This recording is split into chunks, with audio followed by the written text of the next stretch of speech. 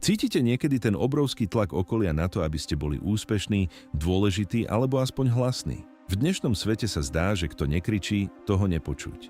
Možno sa aj vy v práci alebo v rodine snažíte vyhovieť očakávaniam ostatných, nosíte masku silného človeka, no vnútri túžite po obyčajnom pokoji a prijatí. Často si v tichu kladieme otázku, môžem byť hodnotný, aj keď nerobím nič veľkolepé a kráčam životom potichu? Odpoveď na túto túžbu po skutočnej hodnote nachádzame v dnešnom čítaní zo svätého Evanjelia podľa Matúša.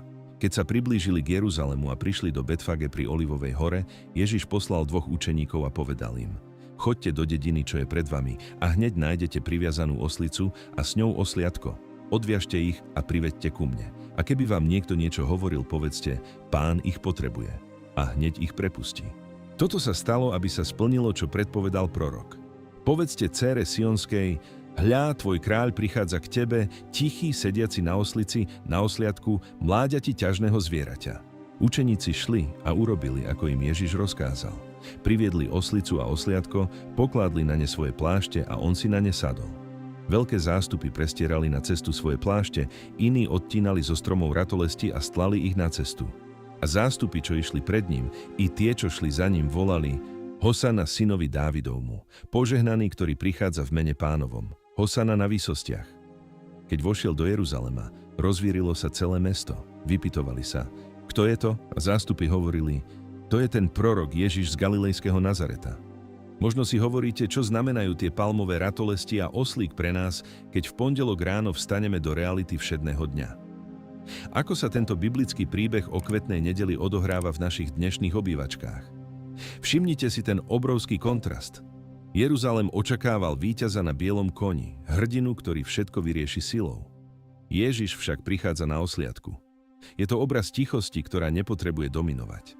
Predstavte si to na situácii z bežného života. Poznáte ten moment na rodinnej oslave alebo pri stretnutí s priateľmi, keď sa všetci snažia prekričať, rozprávajú o svojich úspechoch a dovolenkách? A potom je tam niekto, kto len ticho sedí, počúva a usmieva sa.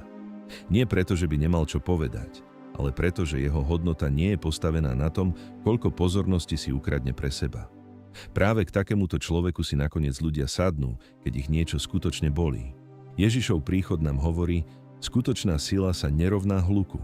Vaša hodnota v očiach Boha nezávisí od toho, koľko bitiek v živote vyhráte silou, alebo ako vysoko postavení ste v očiach susedov. Prichádza tichý kráľ a hovorí vám, že stačí byť prítomný. Stačí v tichosti robiť to, čo je správne, bez potreby potlesku. Často sa v živote rozvírime ako celý Jeruzalém. Sme plní otázok, pochybností a očakávaní. Ale Ježiš nás učí, že najväčšie víťazstvá sa rodia v tichosti, v skromnosti a v ochote slúžiť na takom osliadku, aké nám život práve ponúkol. Či je to starostlivosť o vnúčatá, trpezlivosť pri chorobe alebo vernosť v malej nenápadnej práci. Dnes vás pozývam k jednej malej, tichej úlohe. Skúste si dnes v jednej situácii, kde by ste za normálnych okolností mali tendenciu presadzovať sa, zvyšovať hlas alebo sa sťažovať, vybrať cestu ticha. Ak vás niekto v rozhovore preruší, nechajte ho dohovoriť bez pocitu krivdy. Ak vás niečo rozčúli, namiesto ostrej reakcie sa v duchu pousmejte a povedzte si: Môj kráľ prišiel v tichosti. Skúste dnes niekoho obdarovať svojou plnou pozornosťou, bez toho, aby ste hovorili o sebe.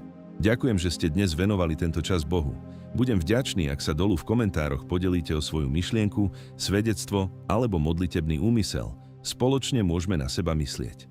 A aby ste na týchto pár minút nezabudli ani zajtra, dajte si odber a zapnite si zvonček. Toto bolo naše spoločné kráčanie s Ježišom.